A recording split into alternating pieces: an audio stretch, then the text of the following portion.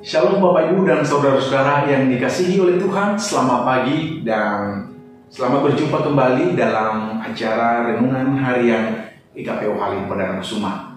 Sebelum kita memulai berbagai macam aktivitas kita sepanjang hari ini, mari kita merenungkan sebagian dari firman Tuhan. Kita awali dengan doa. Mari berdoa. Kami bersyukur kepadamu Tuhan di pagi hari yang indah ini. Oleh karena kasih setia dan penyertaan-Mu, kami boleh menikmati istirahat tidur yang nyaman, dan pagi ini kami boleh menikmati bangun pagi. Kami percaya semua karena kemurahan Tuhan. Sebelum kami memulai berbagai aktivitas kami mohon Tuhan Engkau hadir menguasai hati pikiran kami, terlebih kerinduan kami untuk membaca dan merenungkan firman Tuhan di pagi ini. Berbicaralah bagi kami ya Tuhan, oleh kuasa Roh Kudus-Mu yang memampukan kami untuk mengerti, memahami, dan melakukannya. Dalam nama Kristus Yesus, Sang Firman hidup itu kami berdoa. Amin. Saudara-saudara, yang menjadi perenungan kita di pagi hari ini terambil dari kitab Amsal pasal 10, ayatnya yang ke-22. Firman Tuhan berkata, berkat Tuhanlah yang menjadikan kaya, susah payah tidak akan menambahinya. Tema renungan pagi bagi kita saat ini adalah ora et labora, sebagaimana istilah yang sudah tidak asing lagi bagi kita, baik di tengah-tengah dunia kekristenan maupun di tengah-tengah dunia ini secara umum.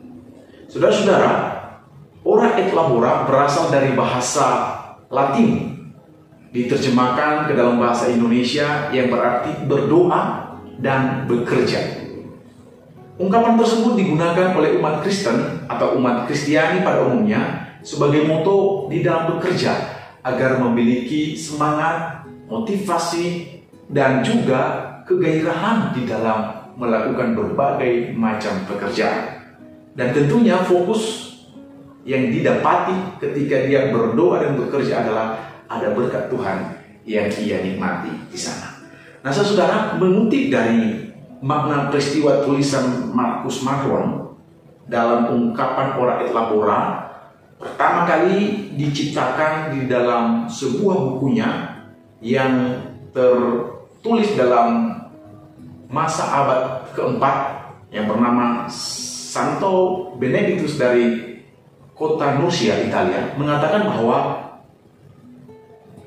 kerja tangan atau opus manual itu diartikan dari kata labora. Dengan kata lain, tidak ada pemisah antara doa dan bekerja. Antara bekerja dan berdoa itu merupakan suatu kesatuan yang tidak bisa dipisahkan. Karena dengan demikian kita melakukannya dengan secara bersamaan.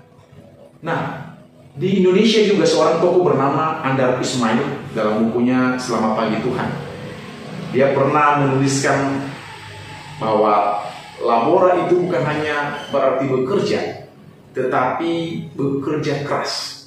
Jadi labora itu bukan hanya sekedar bekerja dengan apa adanya, tetapi ada usaha untuk bekerja dengan kuantitas dan kualitas yang lebih. Maka muncullah istilah bahasa Inggris laborious, yang berarti rajin atau menyediakan banyak waktu. Nah, saudara, apa hubungannya dengan renungan kita di pagi hari ini yang dicatat dalam Amsal 10 ayat 22 tadi? Berkat Tuhanlah yang menjadikan kaya, susah payah tidak akan menambahinya. Karena hari-hari ini banyak orang yang membanting tulang bekerja keras untuk mendapatkan hasil uang banyak atau harta atau kekayaan dengan mengandalkan kekuatan dan kemampuan dirinya sendiri, atau katakanlah dukungan atau support dari berbagai pihak.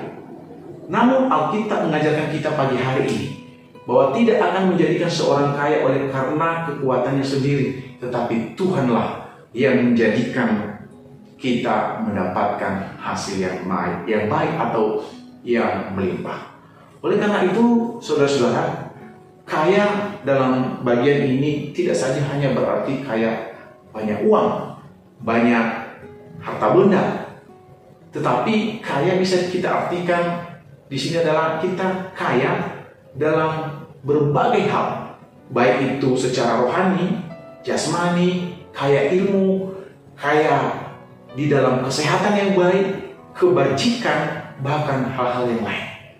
Oleh karenanya, saudara-saudara, sangat menarik bagi kita renungan di ayat 22 dari pasal 10 ayat Amsal ini, bahwa agar kekayaan itu dapat kita capai dan menikmatinya dengan berbagai macam hasil yang baik, yaitu pertama-tama kita harus melakukannya dengan berdoa. Kita awali segala aktivitas kita, pekerjaan kita, cita-cita kita, masa depan kita dengan berdoa. Berdoa adalah nafas orang hidup umat Kristen. Doa adalah suatu hubungan atau relasi kita antara manusia dengan Allah yang maha mengerti, maha mampu melakukan segala sesuatu. Oleh karena itu, dengan doa, maka Tuhan mengetahui dan melihat, memperhatikan apa yang menjadi kebutuhan kita, apa yang menjadi keinginan kita, bahkan apa kebutuhan-kebutuhan kertas yang harus Tuhan jawab bagi kita. Oleh karena itu, Bapak Ibu, mari kita serahkan seluruh hidup kita dalam mengawali hari ini dengan doa, dan baru kita mulai berbagai macam pekerjaan kita. Tidak hanya berdoa itu secara rutinitas, tidak hanya karena memang kita orang Kristen lalu berdoa padanya, tetapi ada kerinduan, ada keinginan yang mendalam yang tumbuh dari dalam hati untuk memiliki hubungan dan relasi yang baik dengan Tuhan Sang Pemilik bumi. Saudara-saudara, seperti yang kita lakukan hari ini, sebelum kita beraktivitas, kita membaca Alkitab, merenungkan firman Allah, dan kita diajar untuk berdoa dan bekerja. Kita renungkan firman Allah, bahkan bila mana ada di antara Bapak Ibu Saudara yang mau memuji-muji Tuhan, itu yang lebih utama. Kita berdoa, memuji Tuhan, dan merenungkan firman Allah, baru kita memulai pekerjaan kita. Jadi Bapak Ibu Saudara, awali setiap hari dengan doa, kemudian kita bekerja supaya kekayaan yang kita raih, kita capai, dan kita peroleh dari Allah itu adalah sungguh luar biasa, melimpah di dalam kehidupan kita. Saudara-saudara, sebagai penutup, besok adalah hari Minggu. Mari kita diingatkan oleh firman Tuhan hari ini. Kalau hari ini kita bekerja, lalu besok kita waktunya untuk beristirahat, untuk beribadah kepada Tuhan dan memuji memuliakan namanya. Beberapa minggu lalu kita dengarkan firman Tuhan dalam Mazmur 122 ayat 1. Aku bersuka cita ketika ada orang berkata kepadaku, mari kita pergi ke rumah Tuhan. Mari kita andalkan Tuhan, kita utamakan Dia dalam segala hal, dan ingat, jangan kita berfokus kepada kekayaan, karena itu semua akan menjadi sia-sia bila mana Tuhan tidak menyertainya. Ayat penutup bagi kita di dalam Markus pasalnya yang ke-9 ayatnya ke-36. Markus pasal 8 ayat 36 berkata, apa gunanya seorang memperoleh seluruh dunia tetapi ia kehilangan nyawanya?